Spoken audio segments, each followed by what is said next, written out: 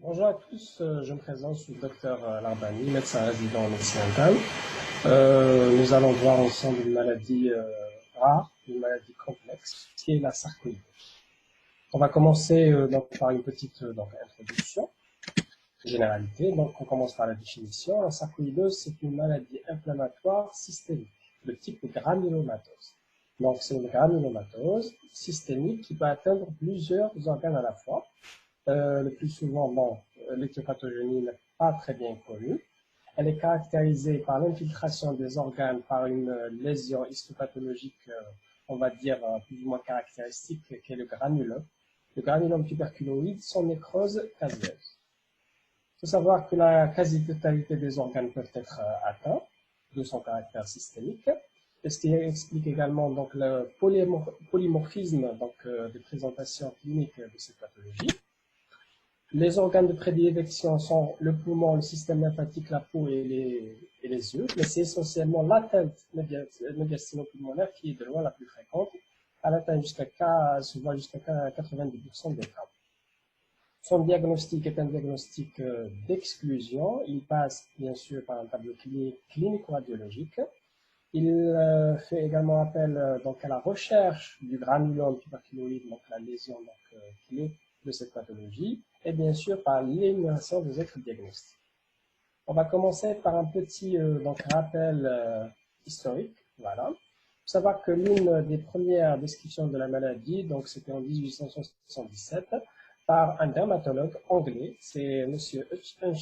Hutchinson, qui avait décrit une affection capable de provoquer des éruptions cutanées rouges surélevées sur le visage, mais également les bras et les mains. En 1889, c'est un autre dermatologue, un dermatologue français, c'est le docteur Besnier. Donc, c'est lui qui a décrit avec précision pour la première fois ce qu'on appelle le lupus pernio, l'une des atteintes plus ou moins spécifiques à la maladie. Il faut savoir que 3 ans après, ce lupus pernio a été, on va dire, sur le plan histologique, il y a eu des études histologiques dans ce sens. En 1899, on a un autre dermatologue aussi, donc c'est le docteur Beck, donc c'est un dermatologue norvégien, qui a fourni une description complète des atteintes cutanées, ainsi que la destruction des ganglions lymphatiques qui peut se voir également dans cette maladie. Il faut savoir que l'une des premières appellations de la maladie, c'était la maladie de Beck. En 1902, c'était les premières descriptions de l'atteinte osseuse de la sarcoïdose. En 1909, c'était la description de l'atteinte oculaire, notamment de l'uvéite, notamment par un certain docteur Riefort, un ophtalmologiste danois, on va le voir tout à l'heure. C'est en 1915 que le docteur Schomann, c'est un autre dermatologue, c'est un dermatologue de quelle origine? Suédois. Voilà, c'est un dermatologue suédois. Il a affirmé le caractère systémique de la pathologie, et c'est également au cours de cette année que l'atteinte pulmonaire a été décrite pour la première fois. En 1937, voici le docteur Riefort, c'est lui qui avait décrit l'atteinte ophtalmologique. Il y a un syndrome qui porte son nom, qui est associé une uvéoparotyite fébrile. Voilà, c'est le docteur Riefort, c'est un ophtalmologiste danois. En 1941, c'est le docteur Löfgren, c'est un pneumologue suédois, il est à l'origine de ce qu'on appelle le syndrome de Löfgren, qui associe érythème et des adénopathies intrathoraciques, des fois des arthrites des chevilles.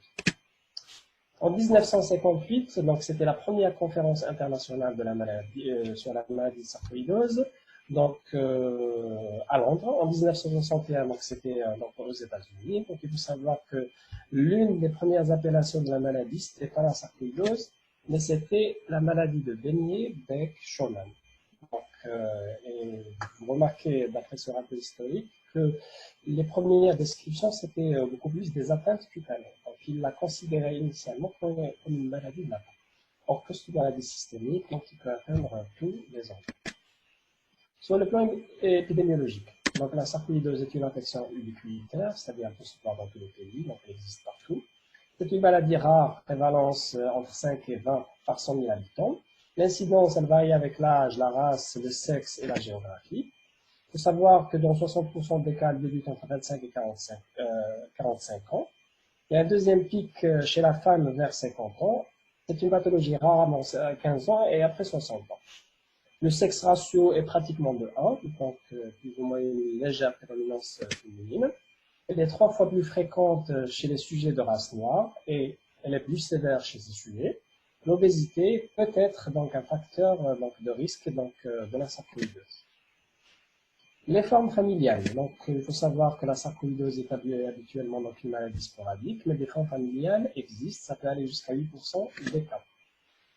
Il existe un risque donc, de survenue de sarcoïdose chez un parent de premier degré qui est à peu près donc, multiplié par un facteur de 3,7. Et le risque de transmission génétique est calculé à environ 39%.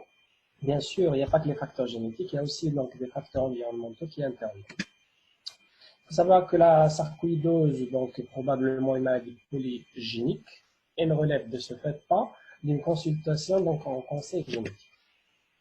On va attaquer donc la physiopathologie ou bien l'éthiopathogénie de la maladie. Il faut savoir qu'elle est mal connue, donc il persiste de nombreuses zones d'ombre. En tout cas, la lésion histologique clé de la sarcoïdose est le granulome sarcoïdien ou bien le granulome tuberculoïde sans nécrose caséeuse. Donc c'est une lésion clé de la pathologie, mais elle n'est pas spécifique. Donc ça peut se voir dans d'autres atteintes, on va les voir tout à l'heure. Donc, elle est constituée, ce granulome est constitué donc, de deux parties. Donc, un follicule donc, central, composé de macrophages, de cellules épithélioïdes, donc qui sont des macrophages activés qui produisent de nombreuses cytokines et des médiateurs de l'inflammation. Également des cellules géantes, donc secondaires, donc en rapport avec la fusion de plusieurs de cellules épithélioïdes. Donc, ce sont généralement des cellules multinucléées. Ce follicule central est entouré par une couronne périphérique essentiellement lymphocytaire et lymphocytes de type CD8 et de type lymphocyte B. Voilà. Donc, je rappelle, le granulome tuberculoïde sans nécrose caséeuse est la lésion clé de la sarcoïdose, mais elle est non spécifique. Alors, sur le plan physiopathologique, bien que l'étiologie de la maladie demeure inconnue, des progrès importants ont été réalisés dans la compréhension des mécanismes pathogéniques de la maladie. Bon, l'hypothèse, c'est-à-dire donc l'hypothèse donc principale est celle d'une réaction inflammatoire immunitaire exagérée, essentiellement de type TH1 avec sécrétion de médiateurs inflammatoires tels que le TNF-alpha, provoquée par un antigène généralement inconnu. Si on fait une analogie, donc par exemple la béryliose, donc c'est un métal lourd qui entraîne des lésions qui ressemblent un peu à la sarcoïdose. Donc là, on connaît l'antigène, c'est le béryllium, donc c'est l'antigène, donc ça va entraîner la formation d'un granulome. Mais dans la sarcoïdose, cet antigène n'est pas connu. Donc réaction immunitaire exagérée suite à un antigène donc inconnu.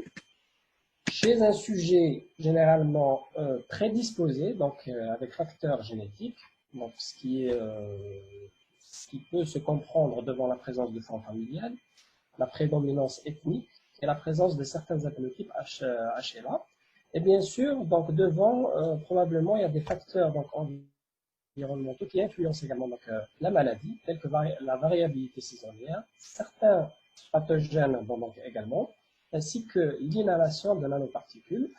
C'est ainsi que les pompiers qui étaient mobilisés lors des attentats du World Trade Center aux États-Unis, donc il y avait beaucoup de pompiers qui ont eu donc, une sarcoïdose suite à l'inhalation de ces nanoparticules.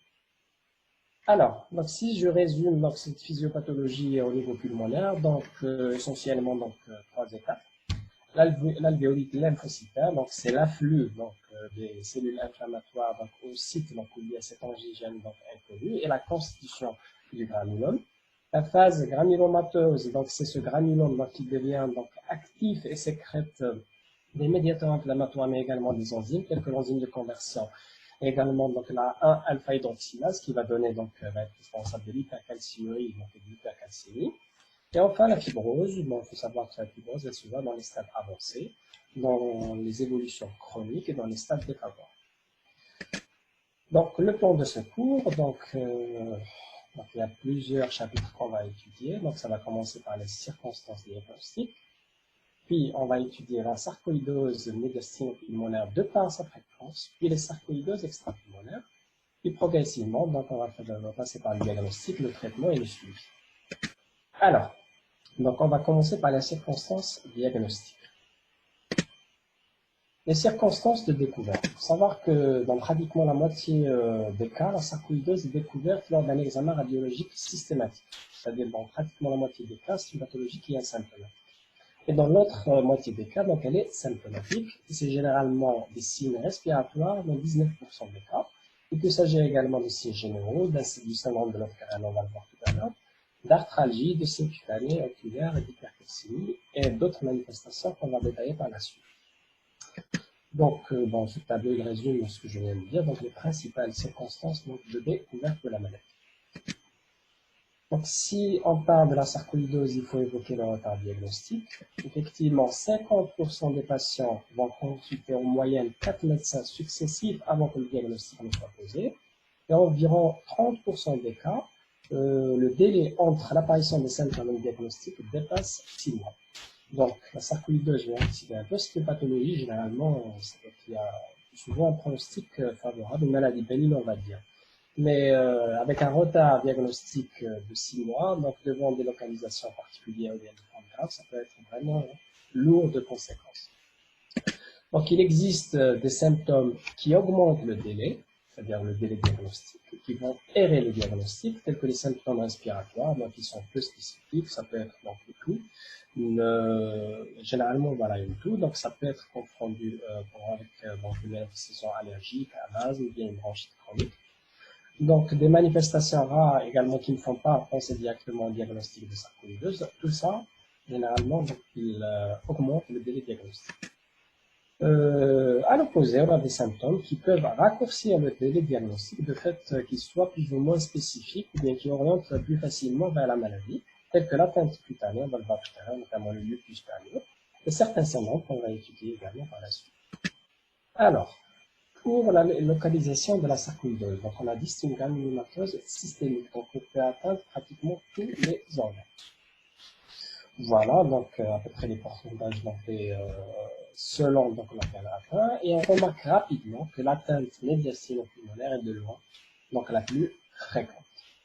Donc on va commencer, c'est pour ça qu'on va commencer donc par l'étude de la sarcoïdose pulmonaire bien médiastinopulmonaire. Et enfin, donc, on passe par la suite à la sarcoïdose donc extrapulmonaire. Voilà, donc on commence par la sarcoïdose médiastinopulmonaire. Sur le plan clinique, donc on a des signes fonctionnels et des signes physiques. Il faut savoir que les signes fonctionnels ils sont longtemps asymptomatiques. Il peut s'agir de tout, d'ailleurs c'est le symptôme des signes fonctionnels plus fréquent, ça peut aller jusqu'à 90% des cas. Il s'agit également de dyspnée, de douleur thoracique et parfois, rarement, donc d'émectisme. L'examen physique est le plus souvent normal. On peut ausculter, retrouver à l'auscultation des râles crépitants, mais c'est rare, moins de 4% des cas. On peut retrouver également des râles sibilants, notamment en cas d'atteinte de participation bronchique. L'hypocratisme digital se voit dans les formes vraiment donc, avancées, évoluées, donc en rapport avec une insuffisance rénale respiratoire chronique, ou bien il faudra donc à contraire penser à d'autres diagnostics, notamment les néoplasies. Alors, après la clinique, on va parler de la radiographie pulmonaire. Donc, c'est un examen très important en matière de sarcoïdose. Donc, elle possède une grande valeur diagnostique, mais également pronostique, et permet l'évaluation et le suivi. Bon, dans 90% des cas, on retrouvera soit des adénopathies et ou une atteinte pulmonaire. Donc, c'est la radiographie pulmonaire qui va permettre ce qu'on appelle la classification internationale de stade. Donc, elle tient compte de 3 critères, donc il y en a 5 stades. On va commencer par l'étude des 3 critères suivants, qui sont les adénopathies, l'atteinte parenchymateuse, donc les micronodules, et la fibrose. On va décrire tout ça. Donc, on va commencer par les adénopathies, donc intrathoraciques. Il faut savoir que la localisation des adénopathies en intrathoracique va être évocatrice, peut-être évocatrice de la pathologie de la maladie de sarcoïdose. Ce sont généralement des adénopathies hilaires, elles sont bilatérales, symétriques, homogènes et non compressives dans 95% des cas. Il peut s'agir également d'adénopathie médiastinale, donc certaines localisations sont également évocatrices, notamment la localisation latérotrachéale droite ou dans la fenêtre aortopulmonaire dans plus de 70% des cas. Elle peut s'agir également en intertrachéobronchique ou bien en médiastinale antérieure ou postérieure, mais c'est plus rare. On peut avoir également donc des calcifications de ces adénopathies, notamment dans les formes chroniques, c'est pas forcément péjoratif. Tout à l'heure, on a dit qu'elles sont bilatérales symétriques non compressibles dans 95% des cas, mais dans 5% des cas, elles peuvent être asymétriques ou compressibles. C'est exceptionnel, mais il faut également évoquer les diagnostics différentiels. Toujours dans la description donc, des anomalies de la radiographie pulmonaire, donc on a l'atteinte parenchymateuse et la fibrose. Donc l'atteinte parenchymateuse, elle réalise donc un aspect micro-nodulaire diffus qui prédomine généralement donc, dans les parties moyennes supérieures du poumon. Et la fibrose, donc ça peut prendre plusieurs aspects, c'est généralement des opacités parenchymateuses rétractiles avec ascension des I, parfois une déformation des coupoles diaphragmatiques par traction, parfois c'est un aspect en rayon de miel, des fois on peut avoir des lésions cavitaires associées, et ça prédomine dans les parties supérieures et postérieures des poumons. Alors, donc on revient à cette classification de stading. Donc on a dit tout à l'heure, elle se base sur 3 critères, adénopathie, micrologie et fibrose. Et on a 5 stades d'évolution de la maladie. Donc le stade 0, c'est une radiographie normale. En cours d'une sarcoïdose extrathoracique, c'est-à-dire c'est une sarcoïdose sans atteinte pulmonaire. Le stade 1, c'est des adénopathies sans atteinte parenchymateuse. Le stade 2, c'est l'association adénopathie atteinte parenchymateuse. Le stade 3, c'est une atteinte parenchymateuse isolée, sans fibrose et sans adénopathie. Et le stade 4, donc c'est la fibrose pulmonaire. Donc on va voir quelques clichés radiologiques. Alors, donc ici, sur cette radiographie, donc on va voir le stade 1. Donc le stade 1, c'est des adénopathies sans atteinte parenchymateuse. Donc on remarque ici donc, un élargissement du même stade avec des adénopathies polycycliques. Donc c'est le stade 1. Ici, donc c'est le stade 2. Donc on a ces adénopathies donc, iliaires et médiastinales avec une atteinte parenchymateuse, notamment en milieu thoracique à droite. C'est le stade 2. Donc le stade 3, donc c'est l'atteinte parenchymateuse isolée, c'est le cas ici, donc il n'y a pas d'adénopathie, mais on voit une atteinte parenchymateuse, notamment à droite. Le stade 4, c'est la fibrose, donc des fois avec rayon de miel, avec traction, des fois même des cavités. Très bien, donc la radiographie pulmonaire, elle est très importante, dans le sens où c'est elle qui va permettre donc, de faire cette classification, donc importante dans le suivi de la pathologie.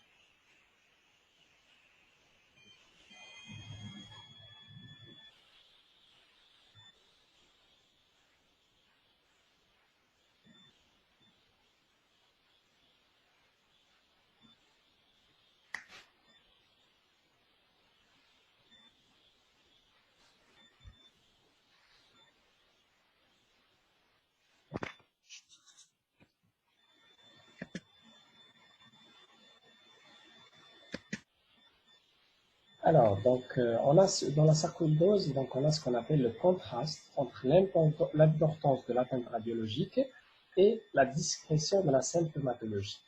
Donc, il faut savoir que c'est un élément en faveur justement du diagnostic de sarcoïdose. Je me souviens de la première patiente que j'ai eue, donc elle avait cette pathologie, donc elle m'a été adressée en consultation avec un téléthorax, donc réalisé dans le cadre du bilan opératoire. Donc, elle avait quand même des masses des adénopathies médiastinales importantes et à l'examen, il n'y avait rien.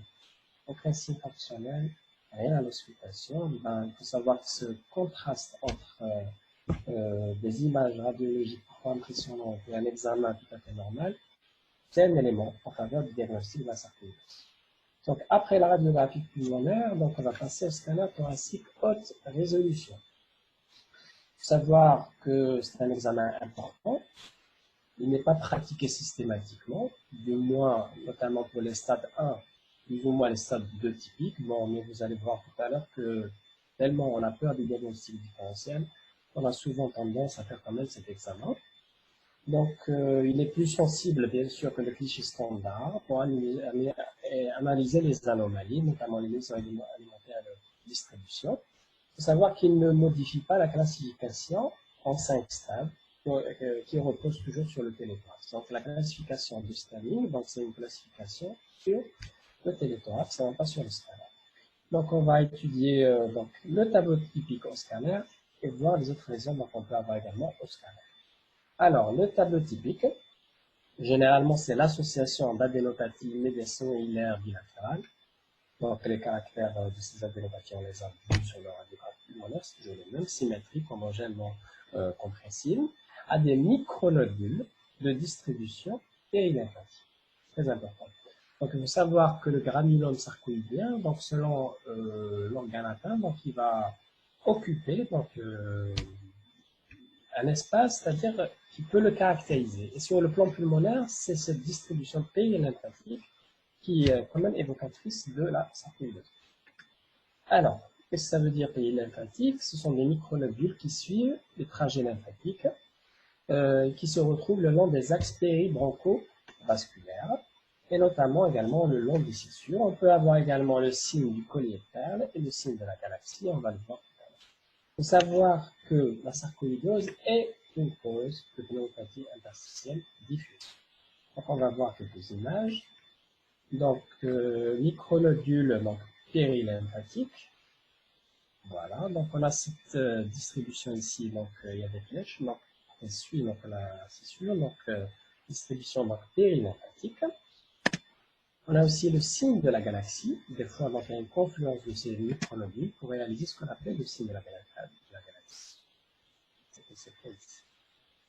Donc les autres lésions qu'on peut avoir au scanner, c'est évidemment donc, la fibrose, donc donc des opacités linéaires diverses, principalement donc îlopériphériques, avec distorsion, parfois c'est des masses, parfois on a un aspect de rayon de miel et ça prédomine dans les deux tiers supérieurs du poumon généralement. Parfois, on peut avoir des images de condensation alvéolaire ou en verre dépoli, ça va. On peut également avoir des cavitations et ça va aussi. Alors, donc l'aspect en verre dépoli, donc c'est ça, donc c'est l'aspect commun, donc en verre dépoli. Et pour ce qui est de la fibrose, donc en rayon de miel, donc c'est deux clichés. Donc on a des lésions cavitaires, voilà. Et là, on a une cavité. Dans son sein, on a une opacité, bon, une hyperdensité. Donc en rapport avec une greffe aspergillale, on va le voir tout à l'heure, c'est une des complications redoutables donc, de la maladie. L'intérêt du scanner, donc il est double. C'est surtout donc la distinction entre lésions pulmonaires inflammatoires réversibles et lésions non réversibles. Car effectivement, les lésions réversibles, on peut espérer donc une régression de ces lésions sous traitement. Et également intérêt dans le tableau atypique, notamment en cas de fibrose, du syndrome d'Ashtar, de greffe vasculaire, donc on va le voir tout à l'heure. Après la radiographie pulmonaire et le scanner, on passe aux explorations fonctionnelles respiratoires. Il faut savoir qu'elles sont souvent normales ou bien discrètement donc anormales, notamment le stade 1 et les atteintes parenchymateuses limites. Typiquement, donc, ça associe donc, un syndrome restrictif et des troubles de la diffusion. Donc, un petit rappel sur la définition du syndrome restrictif. C'est une capacité pulmonaire totale inférieure à 80% de la valeur théorique. Rarement, on peut observer un trouble ventilatoire obstructif défini par donc, un indice de Tichenot inférieur à 70%. Parfois, c'est également rare, on peut avoir un syndrome mixte. Il faut savoir que l'un des paramètres de suivi de la pathologie avec le téléthorax, c'est la capacité vitale forcée. Et en cas de suspicion d'arrêt laryngé, il faut également mesurer les débits inspiratoires. Voici donc la courbe typique d'un trouble, d'un syndrome restrictif. Donc, je rappelle encore la définition, c'est une diminution de la capacité pulmonaire totale inférieure à 80% de la valeur théorique. Donc, on la suspecte parce que sur une spirométrie normale, on n'a pas cette capacité pulmonaire totale, on a surtout la capacité donc, vitale. Donc, on la suspecte si cette capacité vitale donc, elle est diminuée avec un rapport à l'indice de Tichenot normal ou augmenté, et ça la plétismographie donc, qui va permettre de mesurer donc, cette capacité pulmonaire totale. Donc, on remarque que la courbe elle est pratiquement la même que celle de la courbe normale, mais elle est plus petite, elle est réduite, c'est le syndrome restrictif. Donc là, je vous montre une petite vidéo donc sur comment réaliser une spirométrie. Donc je vais vous parler d'un élément important lorsqu'on fait pratiquer notre malade, donc la spirométrie.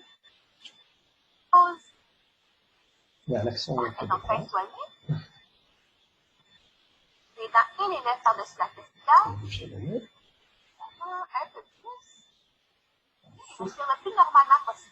Sur le spiromètre.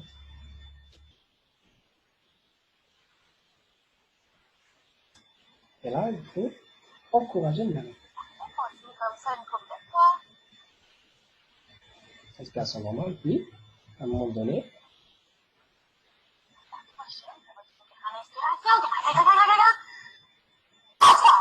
voilà, donc une grande respiration, puis on souffle. Donc on demande au malade de souffler du nez.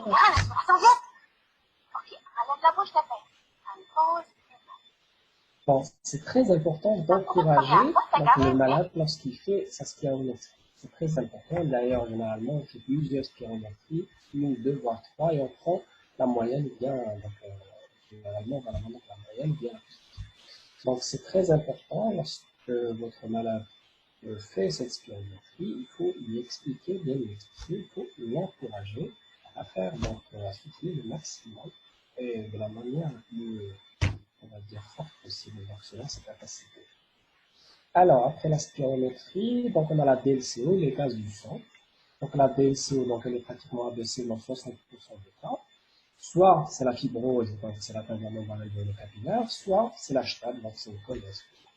Pour les gaz du sang généralement normaux, notamment au repos et dans les stades 1 et 2, les anomalies de l'hématose à l'exercice sont très étroitement corrélées à la baisse de la DLCO.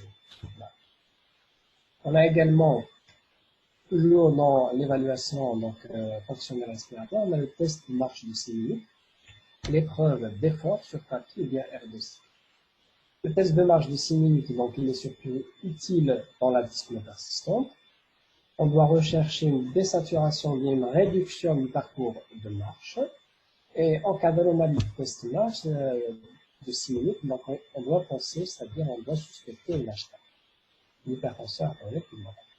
Donc l'épreuve d'effort, donc elle est surtout utile donc, lorsque le mécanisme de la dyspnée n'est pas compris. Il faut savoir que le mécanisme peut être pulmonaire, mais également cardiovasculaire, musculaire ou autre. Le test de marche de 6 minutes, donc une petite vidéo donc, pour voir comment ça marche. Donc bien sûr, il faut expliquer au malade donc, le test. Avant le test, on prend la fréquence cardiaque, généralement la tension et surtout la saturation.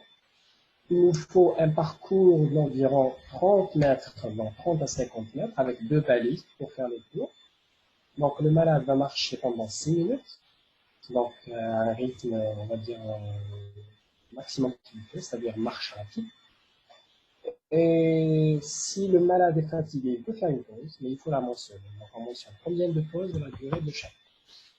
Donc l'évaluation, elle se fait selon une échelle, ce qu'on appelle l'échelle de marche. Donc test de marche de 6 minutes, la tâche est réalisée. Donc ça peut être utile dans le sens, donc retrouver donc, une désaturation d'oxygène, ou bien, si on répète l'examen, donc est-ce qu'il y a une réduction du périmètre de marche. Voilà. Donc après l'exploration fonctionnelle respiratoire, donc on passe donc, à la fibroscopie bronchique. C'est un examen important, il n'est pas systématique, donc il permet l'examen de la bronchite, et également la réalisation de prélèvements. Donc c'est un fibroscope qu'on introduit généralement donc, par le nez, bien sûr c'est majoritairement nécessaire par la bouche, mais c'est pas par le nez. Donc on explore donc la bronchite et on fait des prélèvements, ça peut être le liquide broncho-alvéolaire ou bien des biopsies, notamment des IFI. Alors les résultats, donc il faut savoir que cette fibroscopie elle va permettre une étude macroscopique et une étude cytologique, bien sûr cytologique. Pour ce qui est de l'étude macroscopique, bon, souvent on a une muqueuse normale, une muqueuse en forme d'œil. On peut retrouver des lésions nodulaires ou bien des granulations blanchâtres dans 10 à 20% des cas. Et rarement, exceptionnellement, on peut retrouver des lésions sénosantes proximales qui peuvent être multiples, voire diffuses. L'étude histocytologique, on a surtout la biopsie, on va les voir tout à l'heure, on va énumérer les différents types de biopsies, de même que leur rentabilité diagnostique, intéressé de retrouver ce granulome sarcoïdien, donc c'est la lésion clé de la pathologie. On a également le lavage broncho-alvéolaire, donc c'est un examen d'orientation diagnostique. Donc le cytologiste va retrouver une hypercellulite modérée, vers 500 000, une hyperlymphocytose modérée également, donc ce qu'on appelle l'alvéolite lymphocytaire modérée, dans 92% des cas. Le rapport CD4+, sur CD8+, supérieur à 3,5, c'est un élément d'orientation également important. Donc on a dit que c'est généralement une hyperlymphocytose, mais il faut savoir qu'en cas d'évolution chronique de fibrose, cette hyperlymphocytose peut se transformer en polynucléose neutropile alvéolaire. Après la fibroscopie, on a la médiasténoscopie, donc il faut savoir que c'est un examen qu'on laisse vraiment un dernier lieu, c'est-à-dire actuellement, c'est un examen qu'on réalise, c'est-à-dire fréquemment ou bien rapidement sur le plan des explorations. Alors, donc là, c'est un examen qui se réalise sous anesthésie générale.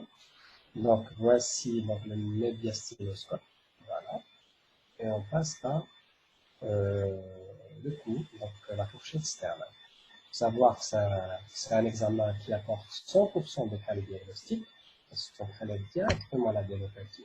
Donc on a une étude histologique qui devrait être satisfaisante, qui devrait retrouver le granulome sarcoïdien. Donc elle est indiquée en cas d'adénopathie médiastinale, bien sûr, en cas d'échec des autres techniques, notamment endoscopiques, et en cas d'absence d'autres sites biopsiques plus accessibles. Donc on a vu vraiment parmi les dernières explorations. On a aussi, toujours dans l'exploration de la sarcoïdose, on a le TEP scanner thoracique. Donc avant, on utilisait ce qu'on appelle la scintigraphie au gallium 67, mais ce TEP scanner a supplanté donc certainement. Mais il faut savoir qu'il est rarement indiqué, surtout chez nous, de par sa disponibilité surtout, mais également sa cherté. Donc c'est un examen également irradiant. L'intérêt du TEP scan, c'est surtout la recherche d'un site occulte pour biopsie, confirmer une localisation cardiaque, surtout l'aspect active, intérêt également dans les stades 4, c'est-à-dire de fibrose, donc à la recherche de lésions actives associées, donc ils peuvent avoir ces traitements. On peut également y recourir dans le cadre de bilan d'une fatigue intense ou bien de manifestations persistantes d'inconfort, et enfin dans l'HTAP, notamment en cas de suspicion de compression vasculaire par des ganglions. Il faut savoir que le principe, donc c'est on injecte du glucose marqué, donc on va suivre ce traceur, on regarde où est-ce qu'il se fixe. Donc il y a des organes donc, qui fixent naturellement donc, le glucose, mais à des degrés différents, généralement, pas d'une manière importante. Voilà. On passe maintenant en forme atypique, les diastinos donc hilaires. Donc on a essentiellement donc les trous ventilatoires obstructifs, les fentes cavitaires et les fentes pseudo-nodulaires alvéolaires. Donc on commence par les trous ventilatoires obstructifs. Donc on a dit tout à l'heure que sur le plan d'exploration fonctionnelle respiratoire, c'était surtout un syndrome restrictif avec trouble de la diffusion. Et rarement c'est un trouble ventilatoire obstructif défini par un indice de Ticno inférieur à 70%. Ce trouble obstructif peut être distal, mais plus souvent il est proximal. Il s'accompagne d'un risque accru de mortalité et plusieurs mécanismes peuvent être responsables de ce trouble ventilatoire obstructif, essentiellement 4. Il peut s'agir d'une hyperréactivité bronchique, donc le témoin étant une plus ou moins réversibilité au test donc, au bêta-2 agoniste. Il peut s'agir de la fibrose, dans le stade 4 qui entraîne une distorsion bronchique puis une obstruction fixée de ces bronches. Il peut s'agir d'une infiltration granulomatose dans le cadre d'une maladie vraiment multi-viscérale systémique. Et exceptionnellement, il peut s'agir de compression bronchique extrinsèque d'origine ganglionnaire. Voici à quoi ça ressemble donc les courbes de troubles ventilatoires obstructifs. Tout à l'heure, donc vous avez vu donc l'aspect. Donc c'était pratiquement la même que la courbe normale mais en plus petite, mais la courbe du trouble ventilatoire obstructif, elle se caractérise par cette concavité. Voilà, donc c'est à ça que ça ressemble. Donc sur une spirale. On passe aux formes cavitaires, donc préférentiellement apicales. Elles se voient le plus souvent soit dans les atteintes pulmonaires fibreuses, c'est surtout les atteintes pulmonaires fibreuses de stade 4, soit en cas d'atteinte granulomatose active, avec un risque donc important de complications, notamment infectieuses, de type greffe aspergillare. On va la voir tout à l'heure. Toujours dans les formes donc atypiques, on a les formes pseudonodulaires donc et alvéolaires. Elles sont rares. Elle réalise dans certains cas, et c'est rare aussi, donc un aspect macronodulaire, dont un aspect de lâcher de ballon, et ceci est lié donc à la confluence des lésions granulomateuses très fleuries.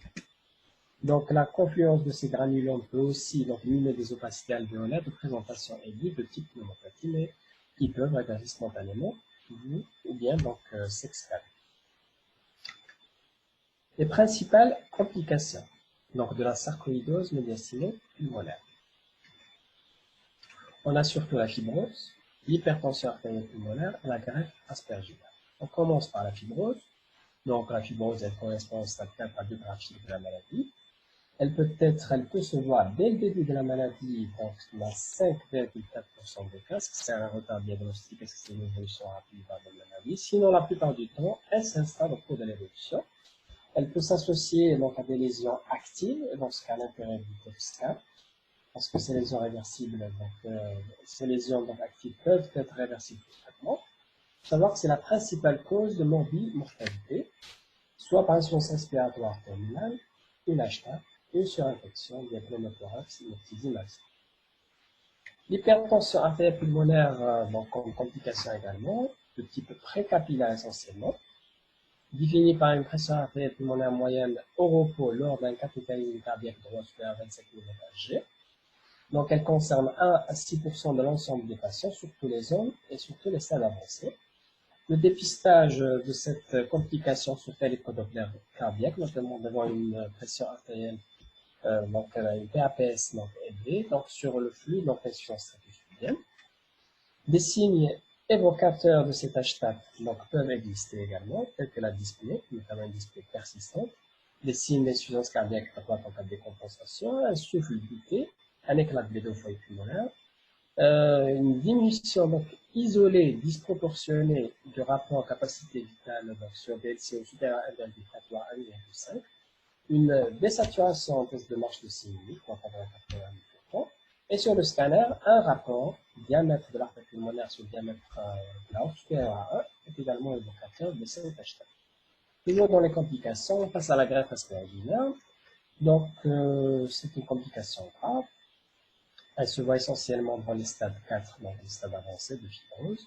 Elle peut aller jusqu'à 12% des cas. Donc son aspect bien sûr évocateur au téléthorax et au scanner. On peut également recourir à la sérologie aspergillaire qui peut être positive, de même que l'isolement sur prélèvement respiratoire, notamment en fibroscopie bronchique. Il faut savoir que le traitement est le plus souvent difficile, parce que c'est des patients chez qui on va initier un traitement par corticoïdes des fois, des anti-inflammatoires, c'est des sites qui sont difficilement accessibles au traitement antifongique. Après donc, la sarcoïdose pulmonaire, on passe donc, à la sarcoïdose extrapulmonaire. Donc là, on va voir les différents organes qui peuvent être atteints par cette sarcoïdose. Donc il y a le caractère systémique, un caractère systémique. Donc je vais commencer par deux atteintes. Ce ne sont pas les atteintes les plus fréquentes, mais c'est les atteintes les plus graves. Donc, on commence par l'atteinte cardiaque. Alors, cette atteinte cardiaque, donc elle est rare, 2 à 5% des cas, et c'est la deuxième cause de mortalité de sarcoïdose, donc après l'atteinte pulmonaire, donc fibrose, donc HT. Donc, elle est en rapport avec une infiltration hétérogène du myocarde par ces granulomes sarcoïdiens, essentiellement la paroi libre du VG, le septum et les voies de conduction. L'atteinte du VD, elle est moins fréquente, mais de très mauvais pronostic, car il s'agit généralement d'une extension de l'atteinte du ventricule gauche vers le ventricule droit. Elle est rarement symptomatique, et lorsqu'elle est symptomatique, on peut avoir de la thoracique, palpitation, dyspnée syncope. Parfois, on peut avoir une décompensation avec une insuffisance cardiaque gauche. Des fois, il s'agit de mort subite qui peut être inaugurale. Il peut également s'agir de péricardite, voire d'atteinte valvulaire. Il faut savoir que c'est surtout les troubles donc, électriques donc, qui caractérisent donc, l'atteinte cardiaque dans la sarcoïdose. Il peut s'agir soit de troubles de conduction donc auriculo-ventriculaire et intraventriculaire, ce qu'on appelle les blocs de branche, soit des troubles de l'excitabilité ventriculaire qui vont être responsables d'extrasystole, de tachycardie ou bien de fibrillation ventriculaire qui vont être responsables de cette mort subite des foies. Donc ça nécessite généralement un choc électrique externe. Donc on devine de ce fait que l'ECG est systématique dans la sarcoïdose. Savoir qu'il est pathologique dans 5% des cas, et un ECG normal n'élimine pas cette atteinte cardiaque. En effet, il peut s'agir donc de troubles dont il parle ici, d'où l'intérêt de long terme donc l'ECG, notamment si on suspecte une sarcoïdose cardiaque d'évolution chronique. Donc on a également d'autres examens tels que l'échographie cardiaque, utile pour le suivi, et l'IRM, donc qui permet un bilan très précis, notamment lorsqu'il est associé à un PET ou bien à une scintigraphie au calibre. Alors, donc voici quelques ECG. Bon, le BAV complet, par exemple. Donc là, on a une distanciation vraiment complète donc, entre oreillette et ventricule. Voilà, donc une fréquence très basse pour ce qui est des ventricules, alors que les oreillettes, voilà, donc c'est vraiment une fréquence. Donc c'est le BAV complet, troisième degré. Donc il peut s'agir d'une tachycardie ventriculaire ou bien d'une fibrillation ventriculaire. Et là, c'est le choc électrique externe, sinon c'est la mort. Après l'atteinte cardiaque, on passe à l'atteinte neurologique. Elle se voit dans 5 à 10% des cas et les localisations peuvent être multiples, mais c'est essentiellement le système nerveux central qui est atteint. Le plus souvent, c'est une atteinte neuro-endocrine par lésion hypothalamo-hypophysaire, donc entraînant une insuffisance à la fois postéro-hypophysaire, essentiellement le diabète insipide et l'insuffisance hypolamique. Donc ça peut évoluer vers le panhypopituitarisme, mais dans ce cas, on aura une insuffisance thyroïdrotrope, donc un corticotrope associé. Ça peut atteindre également les nerfs crâniens. Les plus touchés, donc, c'est le 7, le 2, le 8 et les 5, mais surtout le 7. Il faut savoir que la paralysie faciale périphérique, elle est classique dans la sarcoïdose. Il peut s'agir également de troubles cognitifs, jusqu'à 20% des cas, de troubles psychiatriques, de convulsions, ou bien d'hydrocéphalie. Donc l'atteinte médulaire est également possible. Voici donc quelques images. Donc, ici, donc, on remarque un hypersignal voilà, donc à ce niveau, CLR et supracellaire. Donc c'est la neurosarcoïdose hypothalamo-hypophysaire. Voilà. Donc sur ce cliché, donc on remarque donc un hypersignal pratiquement ménagé, voilà, de l'hémisphère gauche. Donc c'est des hypersignalités.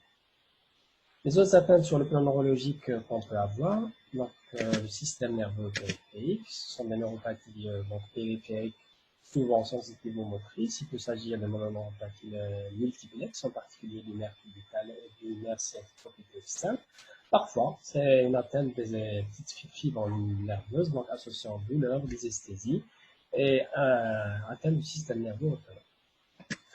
L'atteinte méningée est également possible, donc elle est asymptomatique le plus souvent, mais elle peut être symptomatique, donner des céphalètes, voire un véritable un syndrome méningé complet. Sur le plan biologique, le LCR, donc on va retrouver une hypercellularité prédominante lymphocytaire, une hyperprotéinorachie, avec parfois une augmentation de l'hémoglobine, ainsi qu'une élévation de l'enzyme de conversion de l'angiotensin. Donc on passe, après l'atteinte cardiaque et neurologique, ce sont des atteintes plus ou moins rares, mais des atteintes dangereuses. On passe à l'atteinte cutanée. C'est une atteinte fréquente, donc elle peut atteindre, dépasse généralement les 30% des cas selon les séries, très grand polymorphisme. Donc on a des lésions non spécifiques et d'autres qui orientent beaucoup plus vers la sarcoïdose. Non spécifique, c'est essentiellement les hypaminieux, donc ça réalise des nodules ou bien des moulures, donc en rapport avec une dermo-hypodermite céphale. Pour ce qui est des lésions spécifiques, on a essentiellement le lupus permieux de Vénier, donc en rapport avec une infiltration violacée du nez, avec extension possible donc, au joue et au lobe des oreilles, et s'accompagne généralement de manifestations orales. On va le voir tout à l'heure. Il peut s'agir de sarcoïdes, donc des nodules de taille variable, parfois des plaques, prédominent au niveau du visage et sur la partie supérieure du thorax. On peut avoir également des modifications kéloïdiennes de cicatrices ou bien de tatouages. comme il peut s'agir de lésions angio-lipoïdes. Alors, donc, les items nouveaux, donc ce sont des lésions donc, spécifiques. On peut les retrouver dans d'autres pathologies. Donc, ce sont des moulures, voilà, essentiellement au membre inférieur, mais ça peut atteindre également les membres inférieurs dans ce cas, donc, il est atypique. Donc, ça évolue spontanément vers la résolution en quelques semaines en passant par les différentes couleurs de la pédigyrie. Le lupus pernio, donc c'est la lésion, on va dire, caractéristique évocatrice de la sarcoïdose. Voilà, donc ici on a une petite lésion, une lésion plus étendue, et là, donc une lésion vraiment importante. Alors, lupus pernio. Lupus, ça veut dire loup, pernio, ça veut dire engelure. Donc ça a été décrit par Bénier, donc le dermatologue français, en 1889. Donc c'est la lésion, on va dire, caractéristique de la sarcoïdose.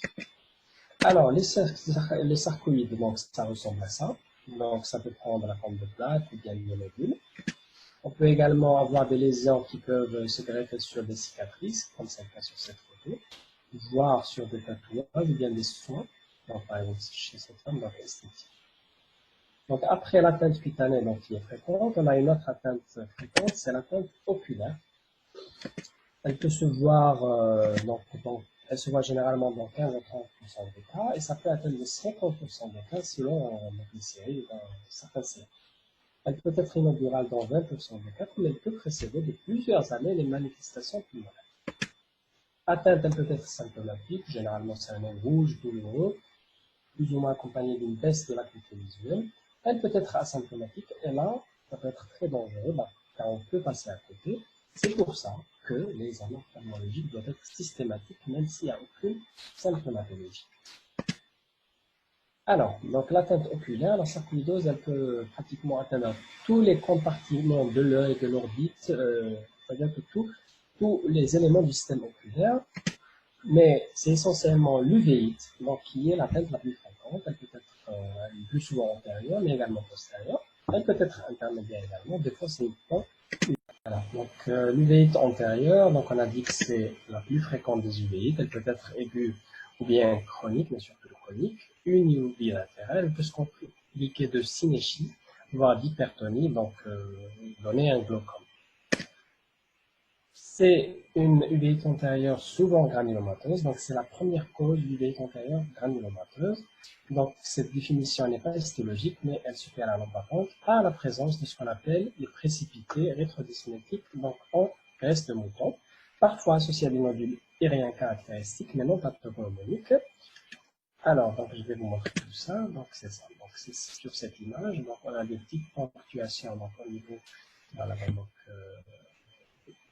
ici, donc, ce qu'on appelle l'uvéite antérieure granulomateuse. Ici, c'est une uvéite antérieure ahypopia. Ici, donc, on a iris totalement déformé, probablement par des synéchies. Et là, c'est la nodule aérienne. Donc, l'uvéite postérieure, donc, elle est plus rare. Il peut s'agir de vascularite rétinienne ou bien de choroïdite multifocale, mais le plus souvent, c'est une vascularite rétinienne, donc par atteinte des petits vaisseaux de la rétine, les vénules capillaires. L'atteinte est plus souvent segmentaire. Dans la choroïdite multifocale périphérique, on peut visualiser des granulums, donc sarcoïdotiques profondeurs. Donc, c'est ça. Les autres atteintes ophtalmologiques qu'on peut avoir, donc il peut s'agir d'uvéite intermédiaire ou bien de nodules conjonctivaux. L'uvéite intermédiaire, donc c'est essentiellement une inflammation du vitré associée à une pars planite. Voilà, donc c'est une inflammation de l'UV. Voilà. Les nodules conjonctivaux, ils sont très intéressants dans le sens où on peut les biopsier. Donc c'est des organes qui sont accessibles à la biopsie. La rentabilité de cette biopsie est très bonne. Voilà. Donc voici donc les nodules conjonctivaux. Voilà. Donc ici sont des nodules. Donc après l'atteinte cutanée ophtalmologique qui sont les plus fréquentes, l'atteinte cardiaque et neurologique les plus graves. On passe aux autres atteintes, notamment l'atteinte ganglionnaire. Donc l'atteinte ganglionnaire, elle peut atteindre jusqu'à 70%, souvent jusqu'à 70% des cas, mais l'atteinte ganglionnaire non médiastinale, bon, elle est moins fréquente, 15% des cas, ce sont des adénopathies fermes, indolores, non inflammatoires et de taille variable. Elles peuvent intéresser toutes les aires ganglionnaires, superficielles ou profondes.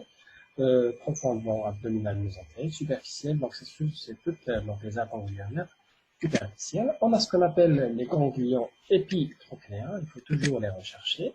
Voilà, donc c'est au niveau de, on regarde l'épitrochlée. Ça constitue donc l'une des atteintes de prédilection de la sarcoïdose. On passe maintenant donc à l'atteinte articulaire. Il faut savoir que les manifestations articulaires, donc elles sont plus ou moins fréquentes. Ça peut atteindre les 35% des cas.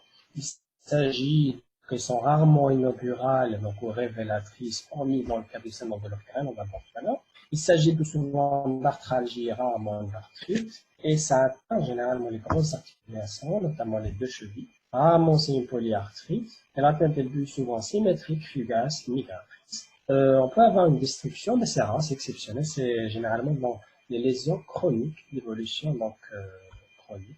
L'intérêt de la biopsie synoviale dans ce cas. Il faut savoir que c'est la biarthrite de cheville qui est très évocatrice. Voilà. On passe maintenant à l'atteinte hépatosplénique. Alors, il faut savoir que c'est une atteinte qui est plus ou moins rare, 15%, souvent asymptomatique. Au niveau du foie, donc, il faut savoir que les pathomégalies rares, elles ne se voient que dans 5 à 10% des cas, souvent intraclinique, interéchographie ou bien du scanner, mais rarement douloureuse. L'atteinte hépatique, c'est surtout des anomalies biologiques dans 20% des cas, un type de cholestase amygdalique. Rarement, c'est une cytolyse. Il faut savoir que l'insuffisance hépatique, l'hypertension portale, donc la cirrhose sont possibles, mais c'est très rare et très grave. Il peut s'agir également de nodules hypodenses, donc posant le problème de diagnostic différentiel, notamment avec les néoplasies. Pour ce qui est de la rate, rarement c'est une splénomégalie, rarement c'est des nodules hypodenses. Il faut savoir que ces nodules, donc hépatospléniques, donc elles posent un véritable problème diagnostique, intérêt du scanner dans ce cas. Donc après l'atteinte hépatosplénique, on passe à l'atteinte osseuse. Donc l'atteinte osseuse, donc elle est rare, moins de 5% des cas. Souvent latente et souvent indolore. Parfois c'est des tables d'ostéite chroniques qui atteignent surtout l'os trabéculaire des extrémités, donc 90% des cas c'est l'os trabéculaire qui est atteint. Sur le plan radiologique, donc il existe trois formes, donc une forme lithique à grande cellule, forme kystique cystoïde et la forme diffuse microgéotique. Voilà ce que ça donne donc sur le plan radiologique. Bon, c'est difficile d'interpréter ces radios, mais il faut avoir à l'esprit que l'atteinte osseuse de la sarcoïdose, elle existe. Et sur les radios, on peut quand même reconnaître donc des géodes, des lyses, des hypertrophies. On passe maintenant à l'atteinte musculaire. Elle est également rare, moins de 5%, moins de 4% des cas. Le plus souvent, c'est des myalgies. Différentes formes peuvent se voir. Donc, on peut avoir des formes indolentes. On peut avoir des formes myopathiques, notamment avec des enzymes normales, notamment chez la femme ménopausée. On peut avoir également des formes nodulaires, voire pseudo-tumorales, mais c'est exceptionnel. Et généralement, ça pose un problème de diagnostic différentiel. Des fois, on a recours à la biopsie pour faire le diagnostic. L'atteinte ORL. Il peut s'agir d'atteinte nasocinusienne ou bien d'atteinte laryngée. En tout cas, c'est deux atteintes rares, donc inférieures à 2% des cas. Pour l'atteinte nasocinusienne, donc il peut s'agir d'obstruction nasale, croûte, épistaxis, anosmie. Ça se voit dans les formes généralement chroniques. Et c'est généralement associé à un mucus périneal. Et dans ce cas, une consultation à l'ORL s'impose, des fois donc avec recours à la rhinoscopie, des biopsies ou bien TDM, IAM. L'atteinte donc laryngée devant une dysphonie, donc une dyspnée stridor, dysphagie, voire tout. Et là aussi une consultation ORL et de mise. On passe maintenant à l'atteinte des glandes exocrines, donc ça peut se voir dans la sarcoïdose. Donc c'est une atteinte qui est rare également. Ça peut atteindre la glande parotide, et c'est souvent la glande parotide, donc entraînant une hypertrophie qui est souvent bilatérale, parfois volumineuse, plus souvent non douloureuse, sans signe inflammatoire en regard. Elle peut entraîner par un phénomène de compression une paralysie faciale périphérique, et ça se voit également du syndrome de Yerfort, on va le voir tout à l'heure. Il peut s'agir d'une atteinte des glandes lacrymales, soit un type d'hypertrophie ou bien le syndrome sec. On va voir tout à l'heure le syndrome de Muculix, donc qui associe une hypertrophie des glandes lacrymales à une hypertrophie parotidienne. Il peut s'agir également d'une atteinte des glandes salivaires accessoires, c'est généralement donc le syndrome sec. Voici le syndrome de Muculix. Voilà, donc on a une hypertrophie des glandes lacrymales associée à une hypertrophie donc de la parotide, donc à suivre. Voilà. On passe à l'atteinte rénale. Il faut savoir que l'atteinte rénale, donc c'est une atteinte qui est rare, vraiment rare, inférieure à 1%. Et l'atteinte typique de la sarcoïdose, c'est la néphropathie tubulo-interstitielle granulomateuse. Donc, elle est plus souvent latente cliniquement, pas d'HTR, pas d'œdème des membres inférieurs, peu ou pas de protéinurie, et une leucocyture avec hématurie microscopique. Donc, c'est la définition du syndrome interstitiel rénale. Elle peut entraîner une insuffisance rénale généralement aiguë. Parfois, il s'agit d'une insuffisance rénale en rapport avec une néphrocalcinose ou bien une dialyse urinaire.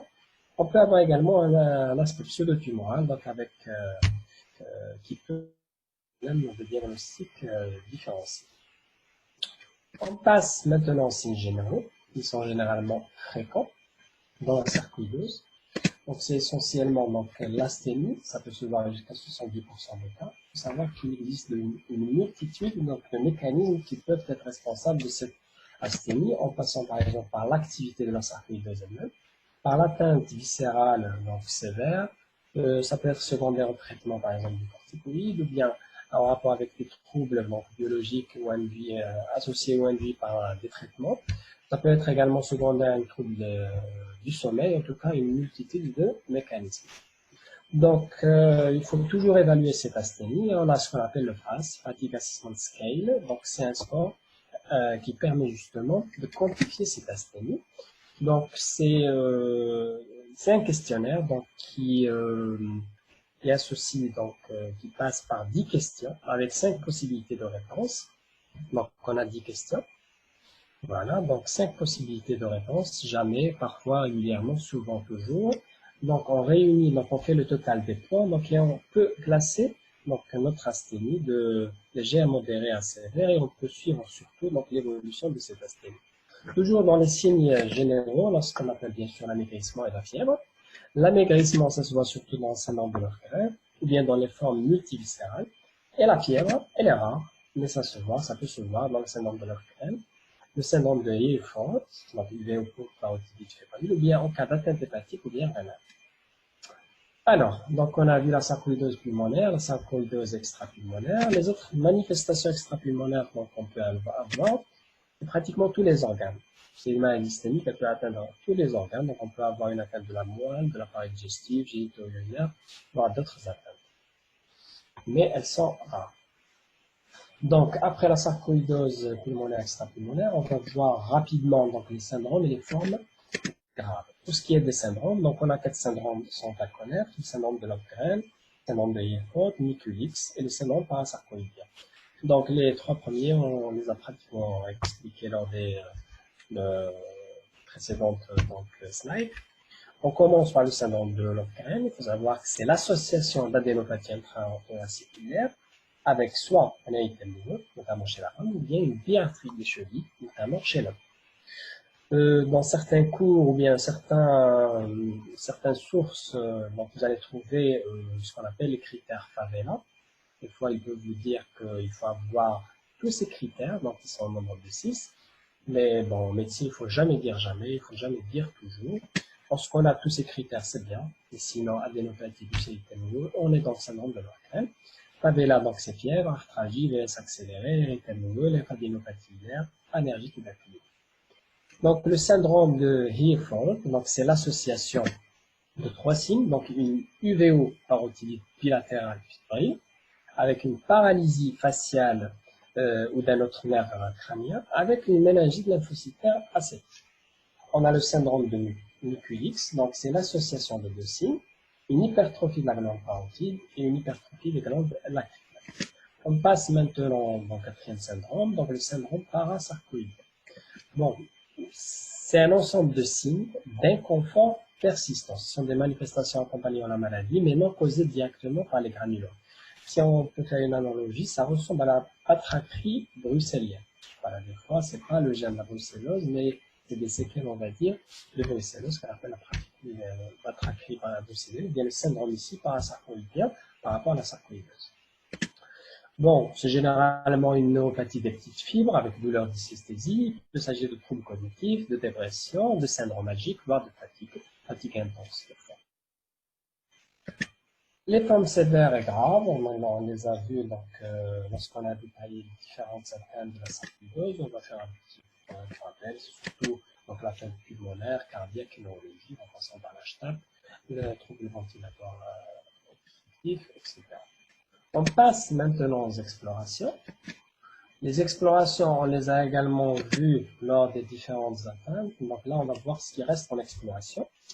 Donc, il faut savoir que ces différentes explorations auront pour objectif la confirmation du diagnostic d'une part et l'établissement du bilan lésionnel d'autre part. Il faut savoir qu'aucun bilan, aucun examen biologique n'est spécifique de la sarcoïdose et seule l'histologie permettra de confirmer la granulomatose. La granulomatose. Donc, si vous vous souvenez, donc, le granulome sarcoïdien, c'est la lésion clé, mais elle n'est pas spécifique. Alors, donc on va voir ce qui reste comme exploration par rapport à la sarcoïdose, c'est essentiellement les manifestations biologiques dont on n'a pas parlé. Bon, ce sont des manifestations qui peuvent être donc non spécifiques le plus souvent. Sinon, on a d'autres manifestations biologiques qui peuvent orienter vers le diagnostic. Spécifique, c'est le bilan standard, en passant par la FNS, bilan inflammatoire, rénal, hépatique, mais également les sérologies, l'ionogramme, tout le bilan standard. Les examens biologiques d'orientation, c'est essentiellement donc, le bilan en phosphocalcique, l'enzyme de conversion et l'IDA, la tuberculose. Alors, les examens non spécifiques, donc à la formule, l'anomalie la plus fréquente, c'est la lymphopénie avec un rapport CD4 plus sur CD8 plus, donc abaissé. Il peut s'agir parfois de neutropénie, voire de thrombopénie. Donc là, il faut faire attention à l'atteinte hépatosplénique, à l'hypersplénisme. Il peut s'agir également d'hémolyse auto-immune, rarement d'insuffisance immunitaire. Parfois, on peut avoir une anémie inflammatoire. Sur le plan inflammatoire, le plus souvent, la BS et CRP sont normales ou bien un peu augmentées. On a le plus souvent une hypergamma à l'EPP dans 30 à 80% des cas. Il faut savoir une hypogammaglobulinémie, elle est incompatible avec le diagnostic de sarcoïdose. Dans le cas contraire, il faut rechercher surtout des maladies associées ou bien un autre diagnostic tel que le déficit immunitaire comme invariant. On peut avoir également donc une insuffisance rénale, donc élévation de la créatinine, soit par atteinte interstitielle ou bien atteinte obstructive, donc liée à une néphrocatinose ou bien une lithiase. Donc on a aussi ce rapport qu'on n'utilise pas souvent, c'est le rapport néoptérine sur créatinine qui est élevé, bon, souvent dans 80% des cas, mais c'est pas un examen qu'on utilise souvent.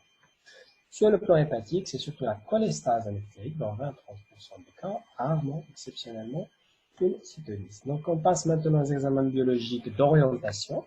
On commence par les troubles du métabolisme phosphocalcique. Effectivement, on a le plus souvent une hypercalciurie, rarement donc une hypercalcémie, donc il peut se voir jusqu'à 10% des cas. Le mécanisme, c'est la sécrétion par le granulome donc sarcoïdien actif d'une enzyme, la 1-alpha-hydroxylase, donc qui va entraîner une augmentation du taux du calcitriol, de même que l'augmentation de l'absorption intestinale du calcium et du turnover osseux, donc ce qui aura pour conséquence donc la néphrocalcinose, les thièses urinaires, rarement une échange rénale aiguë obstructive, parfois des tableaux de colique néphrétique avec hématurie. Intérêt, bien sûr, de la bandelette urinaire, de l'échographie rénale, voire d'une PDR. Toujours dans les bilans biologiques d'orientation, dans ce qu'on appelle l'enzyme de conversion, elle est élevée dans environ 60% des cas, notamment cas de sarcoïdose multiviscérale. Donc le mécanisme, donc c'est une production de cette enzyme par les macrophages, donc des granulomes activés. Elle traduit généralement l'étendue de la masse granulomateuse. Donc, plus on a d'atteinte, plus l'enzyme de conversion est élevée. Il faut savoir que cette enzyme de conversion n'est pas spécifique, elle peut s'élever dans d'autres affections granulomateuses ou bien non granulomateuses. Granulomateuses telles que la païliose, la tuberculose ou autres. Non granulomateuses telles que l'hyperthyroïdie, silicose ou bien autres. Il faut savoir qu'on a la valeur, donc le taux supérieur à 2 fois la limite supérieure de la normale qui est évocateur. Un autre diagnostic, une autre maladie peut donner ça, c'est le SMA du coucher, mais généralement elle a une présentation clinique, c'est-à-dire on ne confond pas généralement les deux. Mais sinon, un taux supérieur à 2 est évocateur de la sarcoïdose. Un taux normal n'élimine pas le diagnostic. Il faut toujours vérifier la prise d'IEC, d'inhibiteur d'enzyme de conversion, donc on va retrouver à l'anamnèse. Chez les patients généralement hypertendus, bien en termes de néphroprotection pour l'HTA diabète. Donc c'est ininterprétable si le patient prend un IEC. Voilà, donc c'est un inhibiteur de l'enzyme de conversion. On passe à l'IDR à la tuberculine. Donc, il faut savoir qu'elle est négative dans 80% des cas. Donc, c'est une énergie tuberculinique relative. Mais c'est beaucoup plus la négativation d'une IDR positive qui a une grande valeur diagnostique. Si vous vous souvenez, dans la tuberculose, c'est surtout le virage tuberculinique qui a une valeur diagnostique, c'est-à-dire une IDR négative, elle devient positive. Dans la sarcoïdose, c'est le contraire. Une IDR positive qui devient négative, c'est très évocateur dans la sarcoïdose. Alors, donc une IDR positive et par ailleurs, elle n'élimine pas le diagnostic. Il faut dans ce cas rechercher généralement une tuberculose associée à une tuberculose latente.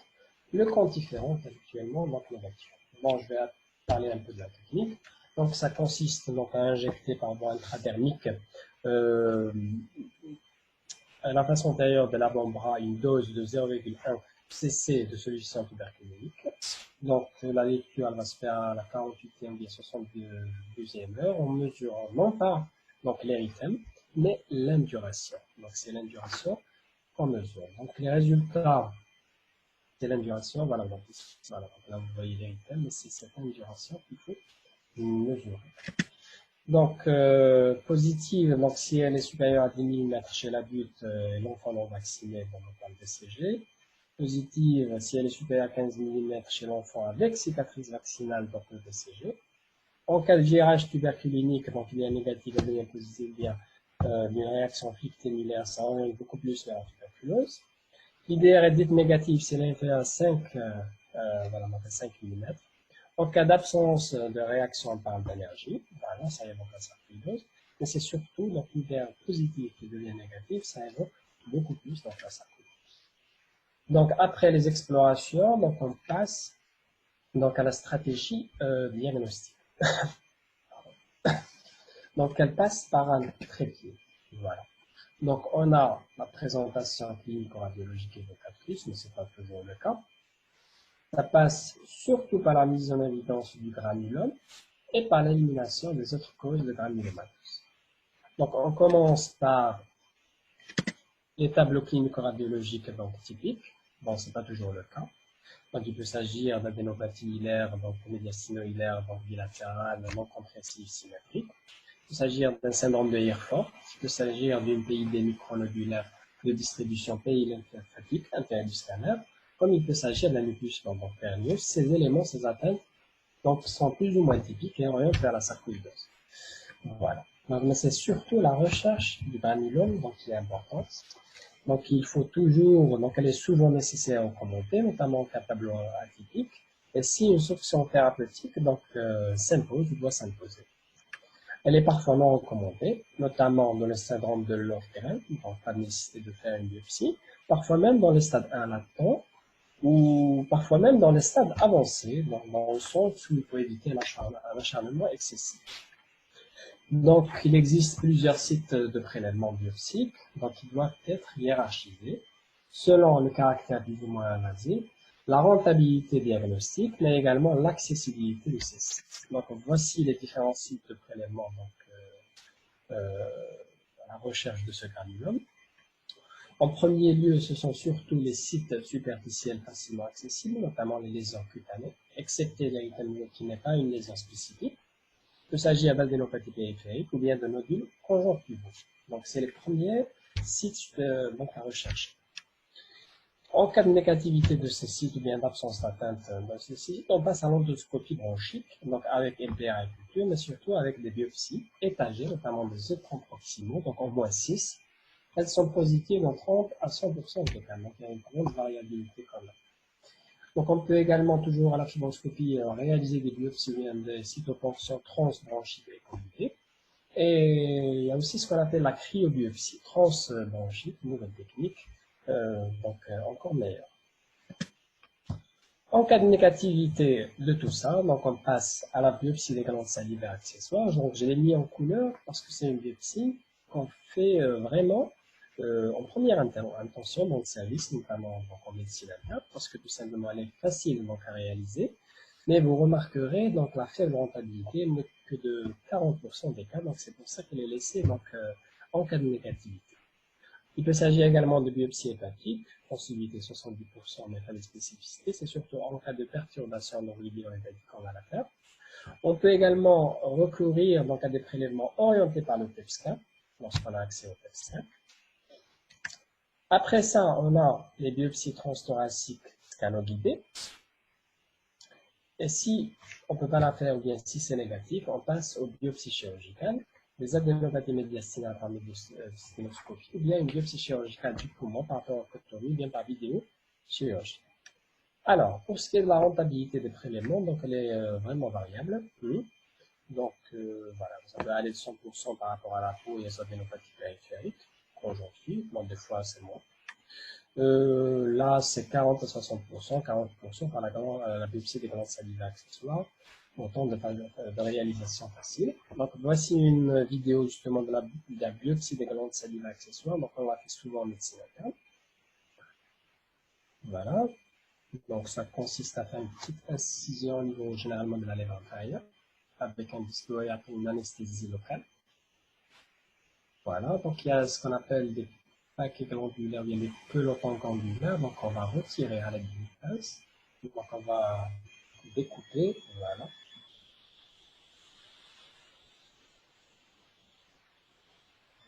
Ça cicatrise très très bien, donc on met ces prélèvements dans le format, mais on avance en anapathe pour donc étude histologique. Alors, donc on a dit tableau clinico-radiologique donc évocateur, recherche du granulome, et la troisième étape de la stratégie diagnostique, c'est éliminer les autres granulomatoses qui reviennent donc à exclure les différents diagnostics différentiels qui varient généralement en fonction de la présentation de la maladie et des localisations. Savoir que de nombreuses pathologies s'accompagnent du granulome, donc il faut éliminer en premier lieu les granulomatoses, notamment la tuberculose. Alors, les principaux diagnostics différentiels qu'on peut avoir, donc elles sont illustrées dans ce tableau. Donc c'est essentiellement donc, la tuberculose, hein, les infections notamment la tuberculose, les mycobactéries, la tuberculose, telles que l'histoplasmose, la maladie du col. Les pathologies environnementales et professionnelles également sont aussi à exclure, telles que la biliose pulmonaire chronique. Les cancers qui s'accompagnent de granulomes, tels que le lymphome et le cancer pulmonaire. Éliminer également les causes médicamenteuses ou bien une maladie dysimmunitaire, telle que le déficit immunitaire pendant variable, ou la reconstitution immunitaire chez les patients affectés par le VIH. La maladie de Crohn, par exemple, elle s'accompagne aussi des granulomes. Hein. Donc, il y a beaucoup de diagnostics différentiels à éliminer dans la mesure du possible et selon les organes atteints. Alors, on passe maintenant à ce qu'on appelle le bilan initial. Donc, c'est un petit chapitre. C'est un récapitulatif de tout ce qu'on vient de voir.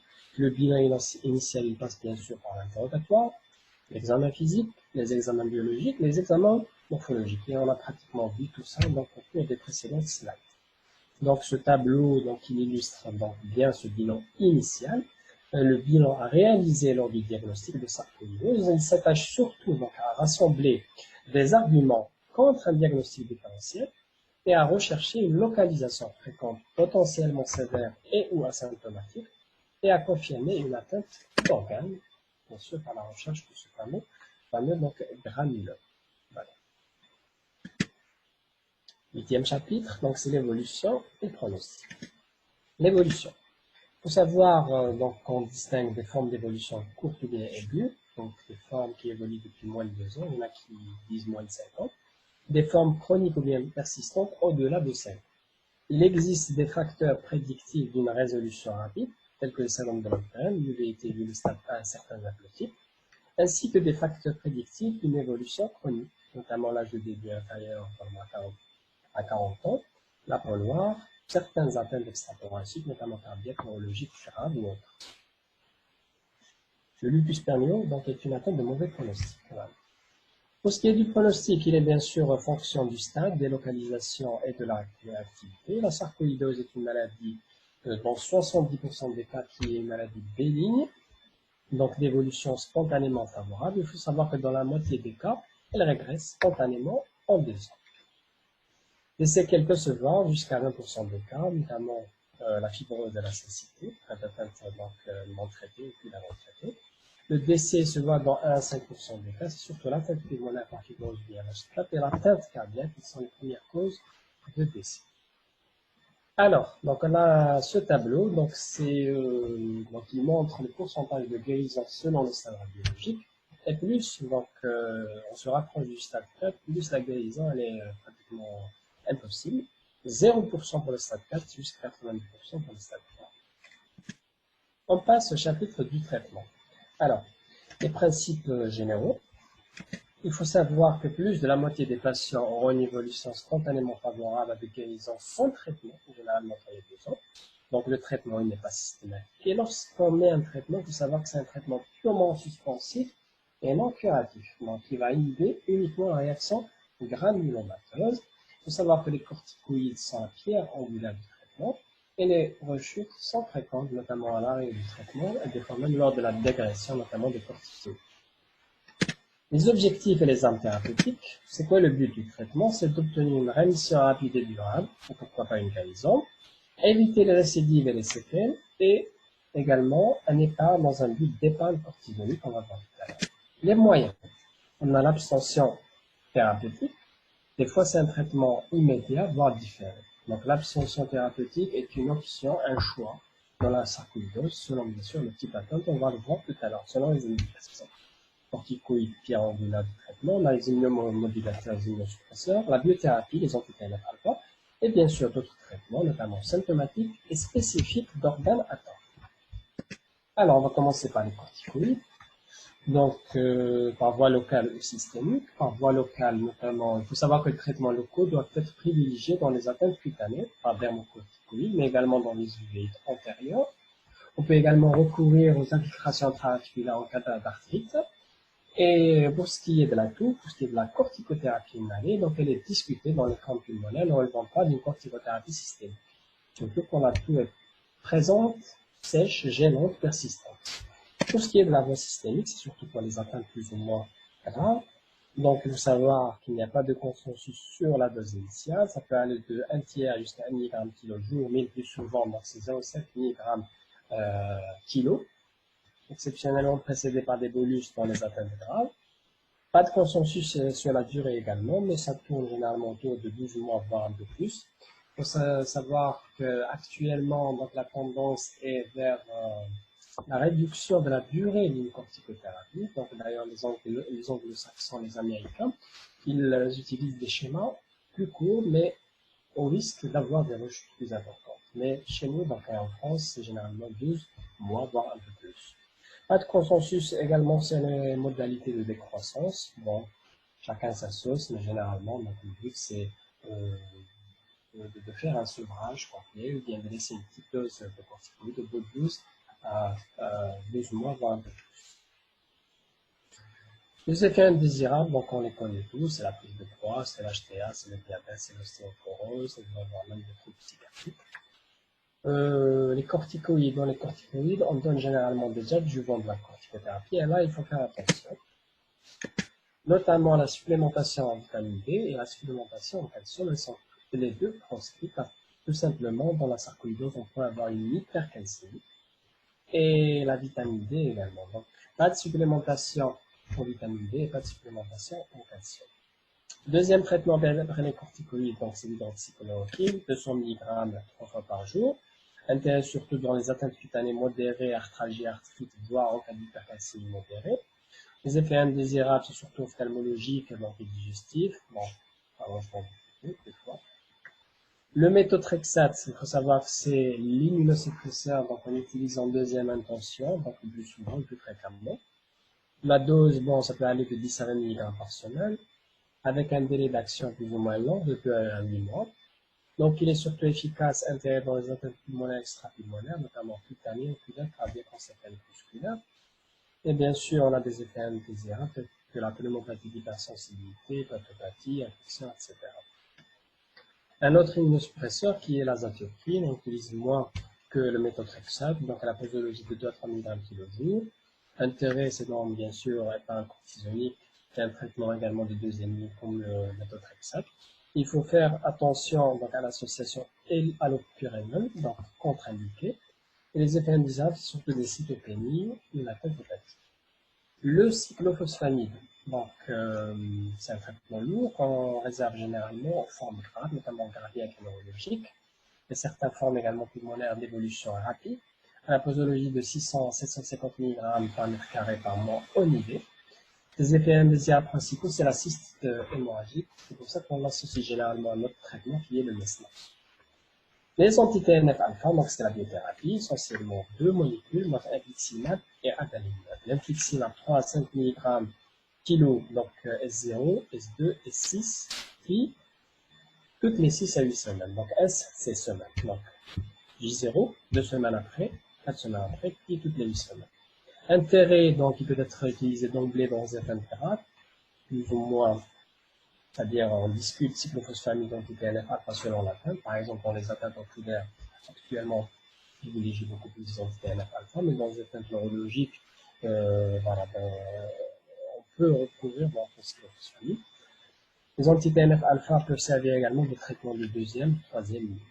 L'adalimumab, donc c'est un anti-TNF-alpha humanisé, donc à la posologie de 40 mg tous les 14 jours par voie sous-cutanée. C'est pratiquement les mêmes indications que l'infliximab, et les effets indésirables, c'est surtout les infections, notamment la tuberculose et l'hypersensibilité.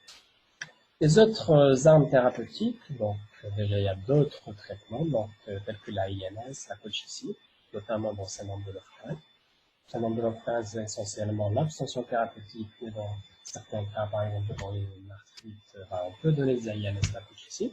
On a aussi la thalidomide, cyclosporine, beaucoup d'autres molécules immunomodulatrices ou bien immunosuppressives, donc qu'on a moins évaluées par rapport aux molécules précédemment citées.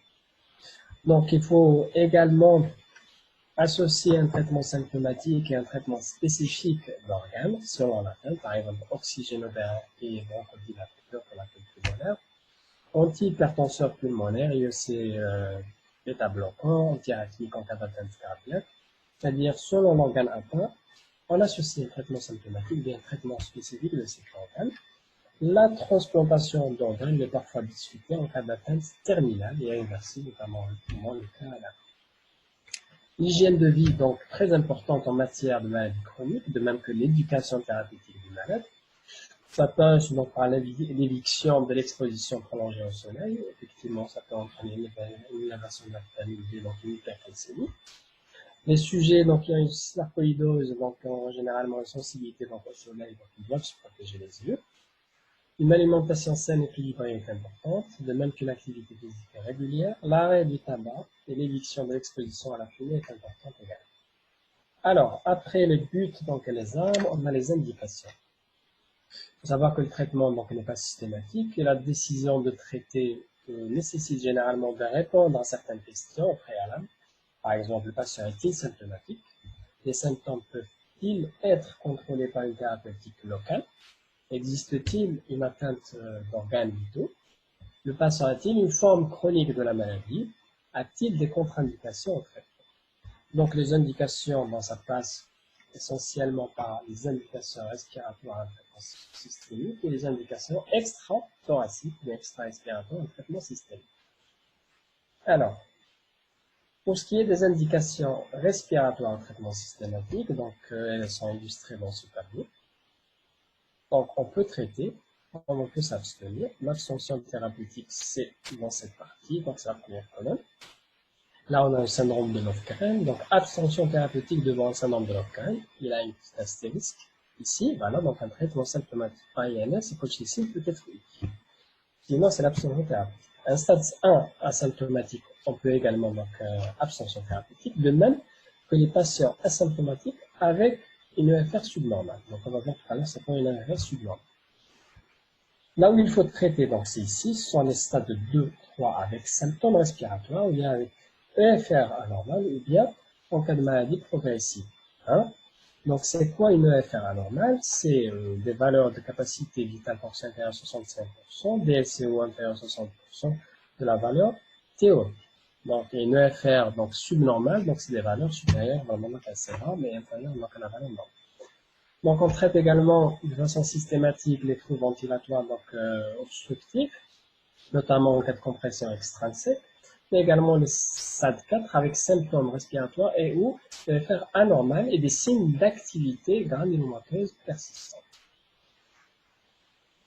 Dans cette colonne, donc là, le traitement est controversé, donc c'est la zone grise. Bon, il s'agit généralement du stade 2 et 3 asymptomatiques avec un FR subnormal, mais avec infiltration présente depuis plus de 6 mois. Et les stades 4 avec un FR anormal, mais sans signe d'activité granulomateuse résiduelle. Donc là, on traite, on ne traite pas, c'est la zone. Pour ce qui est de l'indication, les indications extrathoraciques, un traitement systémique, voilà, donc on a les indications formelles et rapides, notamment la corticothérapie par voie systémique, donc c'est un traitement urgent pour les atteintes oculaires ne répondant pas à un traitement topique et certaines localisations, telles que la polyvitalité postérieure avec atteinte maculaire, les atteintes neurologiques centrales, hypothalamo-hypophysaires, les atteintes cardiaques qui sont des atteintes graves, une hypercalcémie maligne, une atteinte rénale, une atteinte laryngée, une insuffisance de même qu'une thrombopénie auto-immune.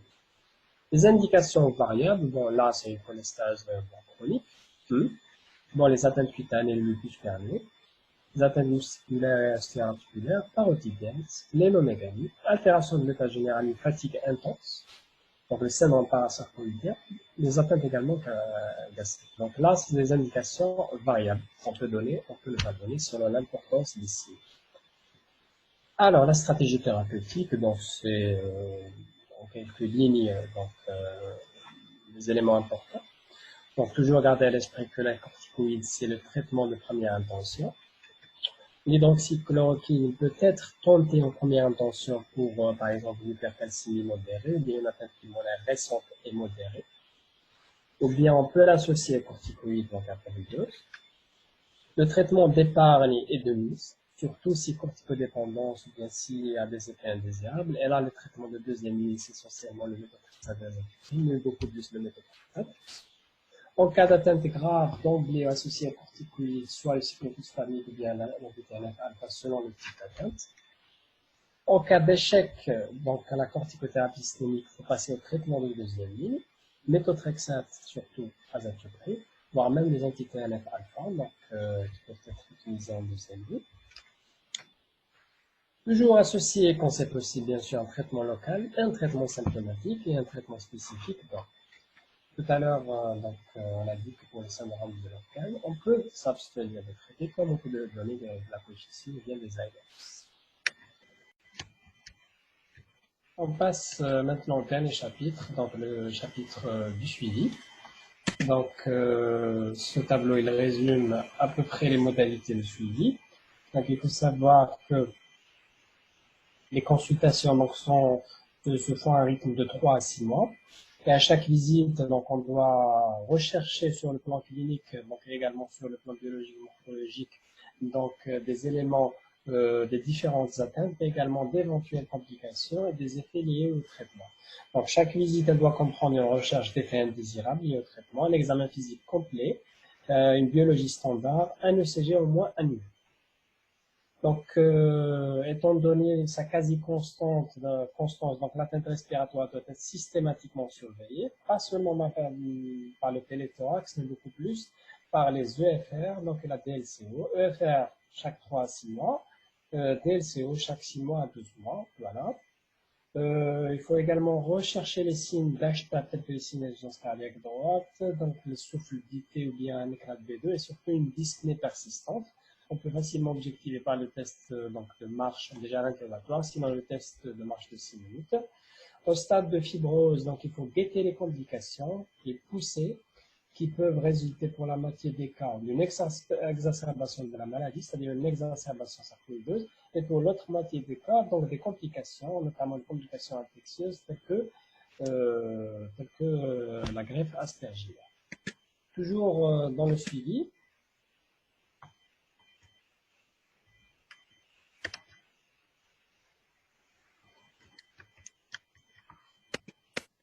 atteinte extrapulmonaire, donc notamment la plainte oculaire, cardiaque et neurologique, nécessite généralement un suivi donc en parallèle donc avec d'autres collègues de spécialité, donc une prise en charge multidisciplinaire.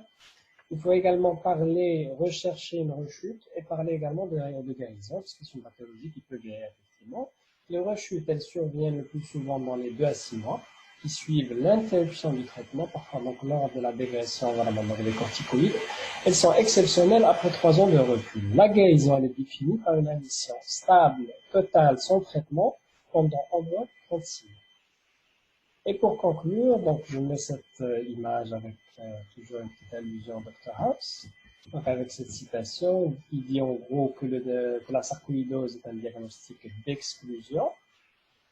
C'est-à-dire qu'il faut éliminer les autres causes pour obtenir le diagnostic. Ça dit qu'il ne faut pas passer tout son temps à chercher des localisations qui n'existent pas, alors qu'il y a une atteinte évolutive et qui risque de tuer le malade. Donc, toujours partager son temps entre l'évaluation des atteintes et éliminer les atteintes, le diagnostic différentiel. Il ne faut pas que ça prenne plus de temps que ça. Il faut aller à la biopsie, à la recherche du granulomes et sanction thérapeutique pour les localisations graves et les atteintes sévères. Et je vous remercie.